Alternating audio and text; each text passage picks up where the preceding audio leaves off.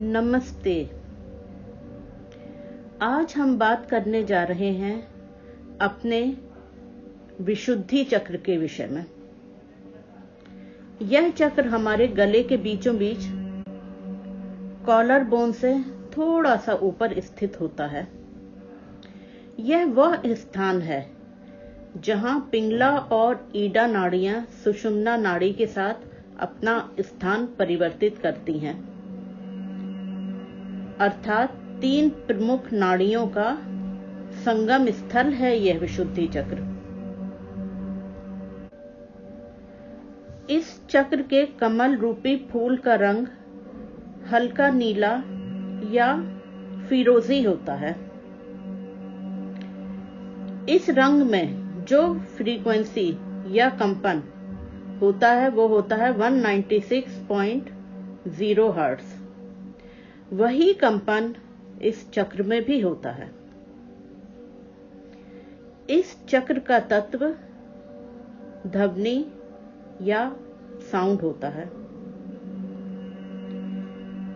इस चक्र रूपी कमल के फूल की पंखुड़ियों पर संस्कृत के अक्षर वॉवेल्स अ, आ, ई, उ, रि, र, ल, लं, ए, ओ, औ, अंग तथा आहा अक्षर लिखे होते हैं, अर्थात अक्षरों का सही उच्चारण। इन सभी 12 अक्षरों के कंपन को मिलाकर जो एक अक्षर बनता है वह अक्षर है हम, अर्थात विशुद्धि चक्र का बीजा मंत्र हम है। इसके उच्चारण से या ऊंची ध्वनि में इसको सुनने से हमारे कंठ में, गले में कंपन अनुभव होता है। हम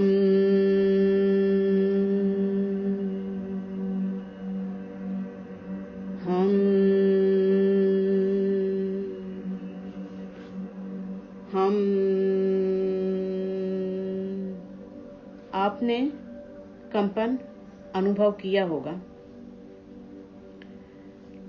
इस चक्र का संबंध थायराइड ग्लैंड से भी होता है। इस चक्र का अर्थ होता है अधिक शुद्धिकरण, मतलब हमारे शरीर के दूसरे चक्रों के कंपन को, वाइब्रेशन को हमारे दिमाग और आध्यात्मिकता से जोड़ने के लिए इस कंपन को अधिक शुद्ध करना होता है, डबल रिफाइंड। यह चक्र हमारे शरीर की सभी नकारात्मकताओं को छानकर, फिल्टर करके हमें आध्यात्मिकता तक ले जाता है। अब यहाँ प्रश्न यह आता है कि इस चक्र से ही डबल फिल्टर क्यों करना होता है? क्योंकि इस चक्र के ऊपर जो 2 चक्र हैं उनका संबंध आध्यात्मिकता से है, और जो शक्ति आध्यात्मिकता की ओर बढ़ेगी उसका अति शुद्ध होना अनिवार्य है। इस चक्र का संबंध शुक्र ग्रह या वीनस से भी होता है। यह चक्र 100 अभिव्यक्ति दर्शाता है। हम अपनी स्वयं की अभिव्यक्ति इस चक्र में आकर वफादारी और सत्य बोलकर करते हैं, यानी कि हर शब्द से बोलना या सुनना इस चक्र से संबंधित होता है। टॉन्सिल्स, कंधे, नाक, कान, कंठ तथा गला इस चक्र के अंतर्गत आते हैं। विशुद्धि चक्र का अर्थ संस्कृत में शुद्धिकरण है। ध्वनि में जो शुद्धिकरण की क्षमता होती है, उसी शुद्धिकरण की हम यहाँ बात कर रहे हैं। हमारे जीवन के विभिन्न आयामों में कंपन, तरंग तथा स्वरों का बड़ा प्रभाव होता है, परंतु हम ये बात भूल ही जाते हैं, अवॉइड कर जाते हैं। हमारी सोच यह होती है कि केवल खाना पीना और वायु का सही प्रयोग ही केवल हमारे जीवन को प्रभावित करते हैं। नहीं, ऐसा नहीं है। जरा सोचिए, जो भी ध्वनियां, साउंड्स हम सुनते हैं, वे कानों के माध्यम से हमारे शरीर में ही तो जा रहे होते हैं। फिर उनका प्रभाव हमारे शरीर पर क्यों नहीं पड़ेगा? इस प्रकार ध्वनि को ग्रहण करने में कानों का और ध्वनि को बाहर छोड़ने में मुंह का या होठों का विशेष योगदान होता है। जब यह चक्र सक्रिय होता है, तब हम अपने अधिकारों के लिए, अपने हक के लिए आवाज उठाते हैं, दूसरों को सुनते हैं तथा सहानुभूति भी प्रदर्शित करते हैं। आपने देखा होगा कि सच बोलने वाले निर्भीक होते हैं तथा ऊंची आवाज में सच बोलते हैं। कई बार तो अदालतों में जज व्यक्ति के बोलने के ढंग से समझ जाता है कि वो दोषी है या निर्दोष है। जब आप निडर होकर अपना सत्य साफ शब्दों में दूसरों के सामने रखते हैं, तो सामने वाले व्यक्ति या समूह पर आपका गहरा प्रभाव पड़ता है, सकारात्मक प्रभाव। सब आपसे सहमत होते हैं और आपसे प्रभावित भी होते हैं, यहां तक कि सुनने वाले अपने अंदर का सबसे अच्छा भाव प्रदर्शित भी करते देखे जाते हैं। उदाहरण के लिए मोटिवेशनल स्पीकर्स जो होते हैं, वो इस तरह की वाणी बोलते हैं कि उनको सुनकर लाखों लोग अपना जीवन सफल करते देखे जाते हैं। उदाहरण के लिए आपने कौन बनेगा करोड़पति, एक धारावाहिक आता था केबीसी नाम से, उसमें अमिताभ बच्चन को बोलते सुना होगा। उनके बोलने का ढंग इतना आकर्षक और प्रभावित करने वाला होता है कि इस सीरियल, इस धारावाहिक की सफलता के लिए पूरी तरह से अमिताभ बच्चन को ही जिम्मेदार देखा जाता है। जो जनता कौन बनेगा करोड़पति से जुड़ी है, वो जानती है कि इसका श्रेय अमिताभ बच्चन की प्रस्तुति पर जाता है। यदि कोई और यही कार्यक्रम चलाएगा तो उसे उतनी सफलता नहीं मिलेगी जितनी बच्चन जी को मिली हुई है। आप समझे ना? वैसे तो सारे बड़े गुरु और स्वामी विवेकानंद, महात्मा बुद्ध तथा सदगुरु बहुत अच्छे स्पीकर्स हैं और उनका प्रभाव हमारे मन पर बहुत गहरा पड़ता है। अब यहाँ यह प्रश्न उठता है कि यह विशुद्धि चक्र अशुद्ध क्यों और कैसे हो जाता है? इसका उत्तर सीधा है, झूठ से। हम अपने जीवन में इतने झूठ भर लेते हैं कि हमारे विशुद्धि चक्र को वह डैमेज कर देता है। जिसे भी आप पसंद नहीं करते हैं,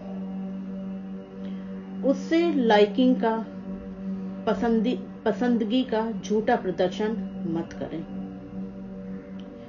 मैं जानती हूं कि कई अवसर पर ये प्रदर्शन आवश्यक हो जाता है। कुछ रिश्ते ऐसे होते हैं जिसमें हम चाहकर भी अवॉइड नहीं कर सकते। परंतु फिर आप ये सोच लीजिए कि यदि आपने लगातार अपने मन के सत्य के ऊपर झूठ को हावी होने दिया तो धीरे धीरे वह भी आपकी आदत में आ जाएगा और जीवन के सही सुरताल से आप मुंह मोड़ लेंगे। देखिए, यहां मैं समझाती हूं, यदि आपने देखा होगा छोटे बच्चे जिसको भी पसंद करते हैं हाथ बढ़ाकर उसकी गोद में चढ़ जाने का प्रयत्न करते हैं और जिसे पसंद नहीं करते हैं उसके पास जाते भी नहीं। तो क्यों नहीं बन जाइए बच्चों के जैसा? जो पसंद है उससे खुश होकर मिलिए, जो नहीं पसंद है उससे मत मिलिए। यही आपका सत्य है। इससे आपका विशुद्धि चक्र शुद्ध हो जाएगा। इसी प्रकार जब किसी विशेष प्रसंग में हम बार बार बोलते हैं पर कोई हमारी सुनता नहीं है तो थककर हम बोलना बंद कर देते हैं, हार से जाते हैं। अर्थात आपने अपने मन की आवाज को सुनना बंद कर दिया, अपने सत्य पर झूठ को विजय दिला दी। बस हो गया आपका विशुद्धि चक्र अशुद्ध। अब यहां हम जानने का प्रयत्न करते हैं कि इस चक्र को शुद्ध कैसे करें। हमें हल्के नीले या फिरोजी रंग के कपड़ों का तथा वस्तुओं का अधिक प्रयोग करना चाहिए। खुले आकाश को अधिक देखना चाहिए। ऐसे फल या सब्जियां जो नीले रंग से मिलती जुलती हों उन्हें अधिक प्रयोग में लाना चाहिए, जैसे ब्लूबेरी, ब्लैकबेरी, एप्रिकॉट, आड़ू, बेर या प्लम, पीच या नाशपाती। घर में या ऑफिस या दुकान में फर्नीचर हल्के नीले रंग का सिलेक्ट करें। सभी नीले रंग के पत्थर या क्रिस्टल्स, फिरोजा, हेड्रोन, एंजेलाइट, सोडालाइट आदि को प्रयोग करना चाहिए इसकी शुद्धि के लिए। और जो भी आप मेडिटेशन करें उसमें इस कलर के पत्थर को या इन क्रिस्टल्स को अपने गले पर रखना चाहिए। खुशबुओं में तुलसी, लेमन, पिपरमिंट तथा टी ट्री का उपयोग करना चाहिए। चक्र शुद्धि के ध्यान में ब्लू सैफायर का उपयोग बहुत अधिक अच्छा माना जाता है। जब भी संभव हो मंत्र जाप करना चाहिए। इससे सुनने वालों का भी विशुद्धि चक्र शुद्ध हो जाएगा। यदि आप चाहें तो गानों को भी गा सकते हैं, गुनगुना सकते हैं या केवल धुन ही गुनगुना सकते हैं, जो भी अच्छा लगे। अजीब अजीब आवाजें भी निकाल सकते हैं, वो भी विशुद्धि चक्र को शुद्ध करती हैं। कुछ लोगों को तो मैंने मुंह से सीटी बजाकर भी गाने गाते सुना है। बांसुरी की धुन मुझे बहुत अच्छी लगती है। या फिर आपने माउथ ऑर्गन पर निकली हुई धुन सुनी होगी जो बहुत ही प्यारी होती है और हमें आनंदित कर देती है। इसका अर्थ है कि इस प्रकार की गतिविधियां विशुद्धि चक्र को न केवल हमारे बल्कि सुनने वालों के चक्रों को भी शुद्ध करती हैं। इसलिए अपने माइंड को, दिमाग को सुर ताल में रखने के लिए अपनी पसंद के अनुसार जो भी अच्छा लगे वो गाएं, गुनगुनाएं या सुने। यदि किसी भी मंत्र का जाप करना आपको अच्छा लगता है तो इससे अच्छा कुछ हो ही नहीं सकता, क्योंकि मंत्र जाप हमारे सारे भावों को शरीर के मध्य में एक साथ समेट कर ले आता है, हमारे मन को एकाग्रता में रखता है, जो कि शरीर के सभी अंगों तथा ग्लैंड्स के लिए बहुत लाभकारी होते हैं।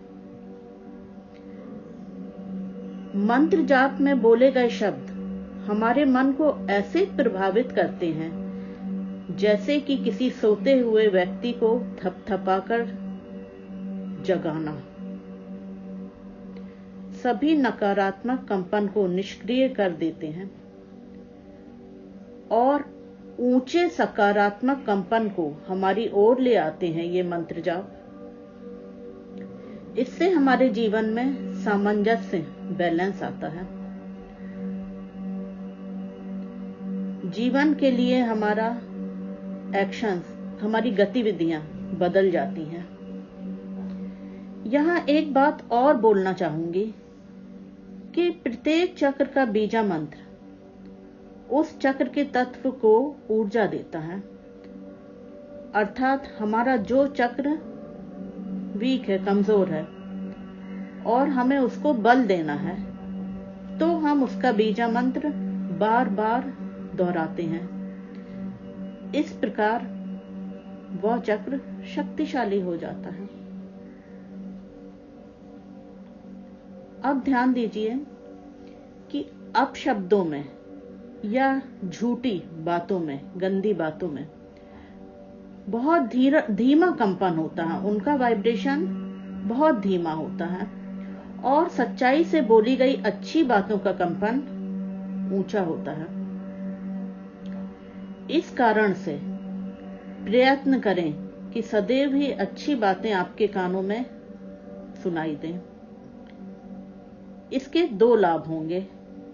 एक तो आपके शरीर में कुछ अच्छा एकत्र होगा और दूसरा यूनिवर्स अंतरिक्ष में सकारात्मकता जाएगी। आपने कभी ध्यान दिया होगा कि आप आवाज को सुनकर उस व्यक्ति का बेसिक वाइब्रेशन, उसका स्वयं का कंपन, प्राथमिक कंपन अनुभव करते हैं। कुछ लोगों का स्वर इतना कर्कश होता है कि आप उनसे बात खत्म करने के बाद शांति अनुभव करते हैं। दिमाग में कर्कश आवाज हलचल मचा देती है।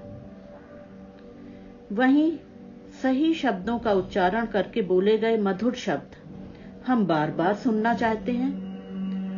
उदाहरण के रूप में लता मंगेशकर की वॉइस, आवाज को हम बार बार सुनना चाहते हैं। हम उनके गाने सुनते हैं और सभी गायकों के, है ना।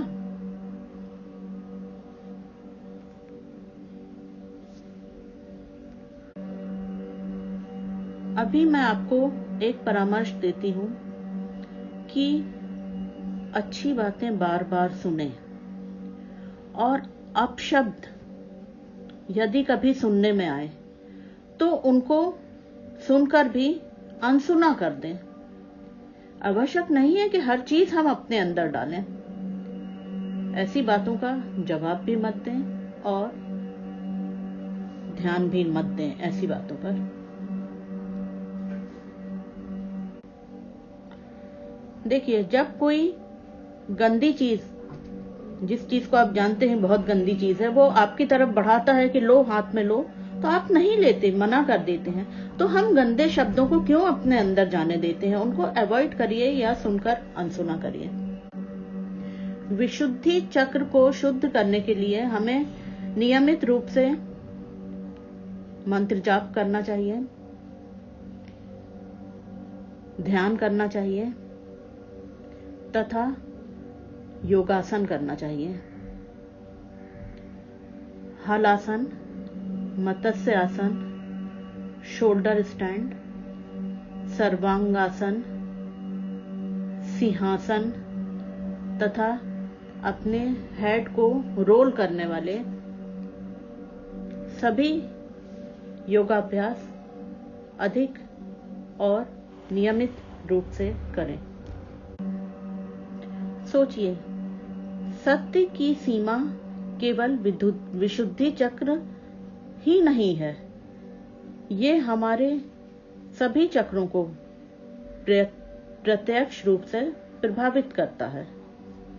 सत्य, जब आप मूलाधार चक्र में पूर्ण रूप से संतुष्ट होते हैं व सुदृढ़ होते हैं, तभी आप अपना सच कह पाते हैं। स्वाधिष्ठान चक्र में जब आप भावनाओं के बहाव पर कोई पहरा नहीं देते, तभी अपनी अंतर्मन से सत्य को बाहर निकाल पाते हैं और आप सत्य बोल पाते हैं।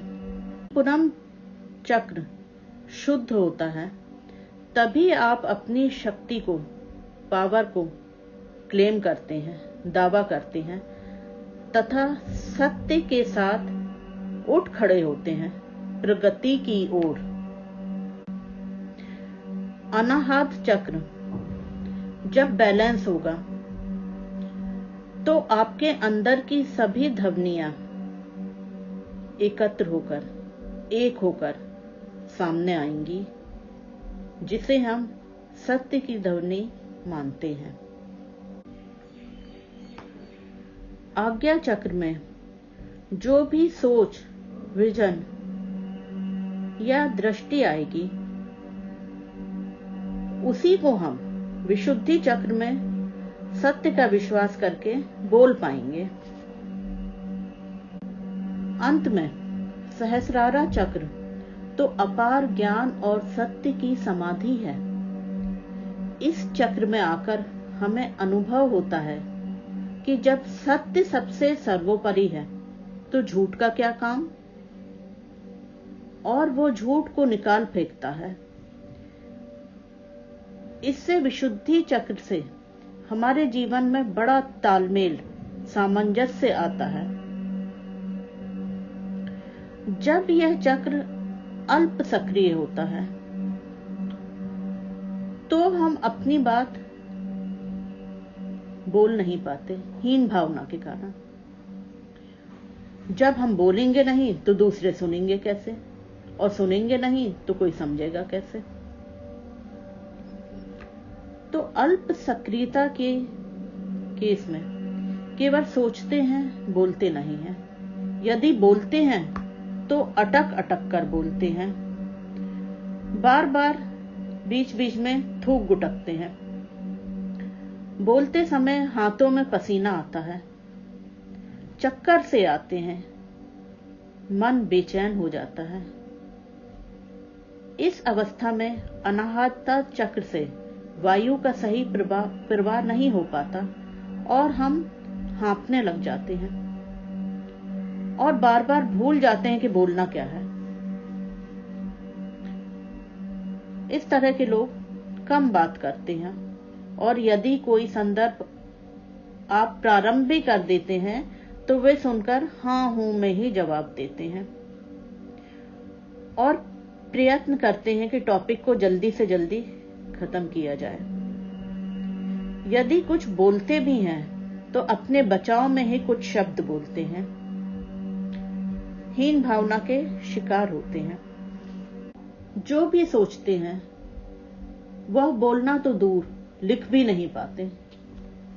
सबके सामने अपना सत्य रखने में झिझक होती है, सच बोलने की हिम्मत नहीं जुटा पाते, पब्लिक में तो बोल ही नहीं पाते। जब यह चक्र अति सक्रिय होता है तो हम बड़ी बड़ी बातें करते हैं, झूठ का व्यक्तित्व बनकर उभर कर सामने आता है,